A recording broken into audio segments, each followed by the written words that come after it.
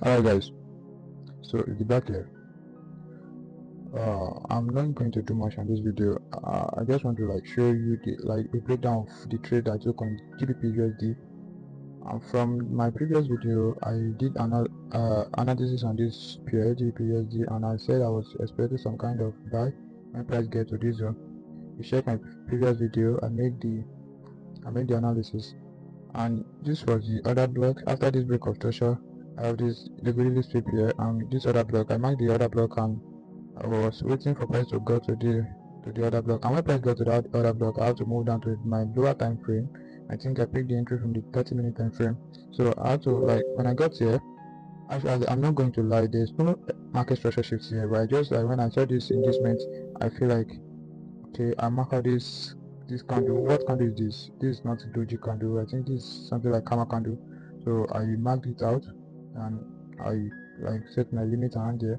But when I get back to the chart, I only to discover that I got stopped out from the trade.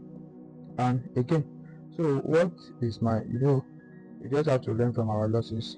So what I learned is that I honestly don't follow my rules, because if I follow my rules, I was not supposed to take this trade. Because firstly, I will ask myself, when a price gets to a particular zone, like a zone on the higher time frame, let me say my medium time frame, when price got here, I want to see my trading rule. They ask me if there is a market structure shift, right? And in this scenario, there's no market structure shift. I just mark this zone because it is a bullish and engulfing candle and with a hammer candle. So I just have to mark it because there's this zone here. So I mark this zone, I mark this candle, and I was trying to. Well, if I follow my rule, my trading rule, I was not supposed to take this trade because must be market structure shift then. But in this scenario, there's no market structure shift. There should be there should be something like this. Inducement,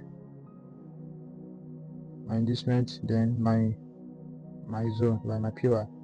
But I don't know. I just took this trade blindly without following my rules, and this is the result I got from it.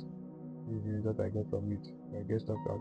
And from what I'm seeing on this pair now, I think with this momentum, well, you can see the bearish momentum. The bearish momentum is more higher than the bullish momentum. I think price GBP USD have already been trying to sell, but to some extent, because if I'm going to analyze this very well, I will still stick to the bullish, because I'm still bullish on GBP USD, basically because I said it in one of my video. I said if this zone broke, if price broke this zone, then this zone here, this zone around there, if price broke this zone, then maybe we are selling down to this. We are selling down to this zone.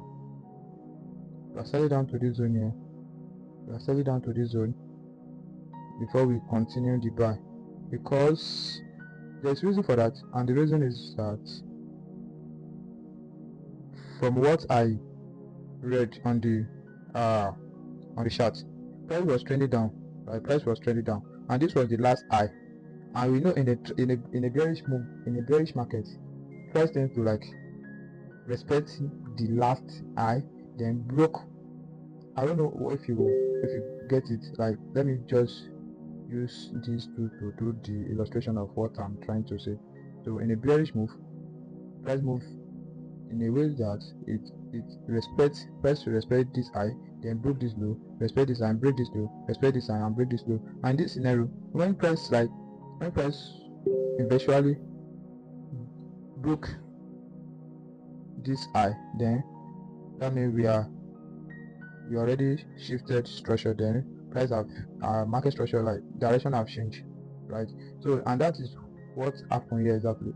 We are in a bearish move. Price has been reacting, respecting these highs, broke this lows, right? And when it gets here, when price supposed to respect this high, it broke it. And after the broke, we have this our market structure shift here. We have this our market structure shift, which indicates, because we still have this liquidity sweep around there. We have this liquidity sweep around there if you look closely after price reacted on this other block. So as price broke this high here now, what should we be expecting? Because obviously when the market structure shift occur, what are we expecting? What should we be expecting? Should expect price to come down to the declare demand zone, right? Declare demand zone, then before continue moving in that same direction.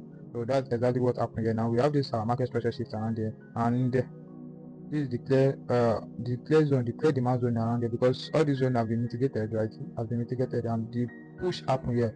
This impulsive move it happened here, and then what should we expect? I think I might be selling or wait. I might either wait the price get here, or if I see some kind of like, because this kind of move now, it might be tricky to trade this kind of move, because you might be looking for sales and price might just do whatever it wants and continue buying from any zone.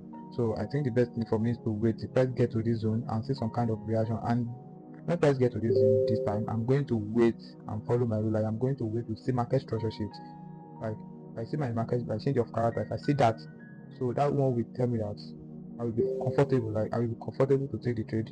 My market structure shift, liquidity sweep, and engagement. When I see these three things, yeah, I think I'm good to go. And again, I don't know if you guys know what peer correlation means.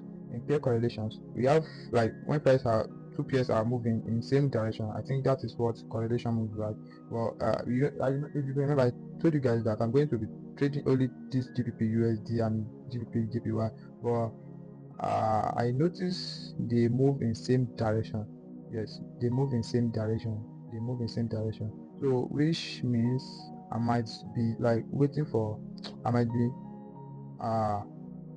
what I want to say, and I want to look for another pair that if GBP USD is buying, that pair should be selling, right? So I can't be trading two bullish pair at the same time. I think you get what I'm saying. And for GBP JPY, GBP JPY is still kind of bullish, very bullish. And here is it here.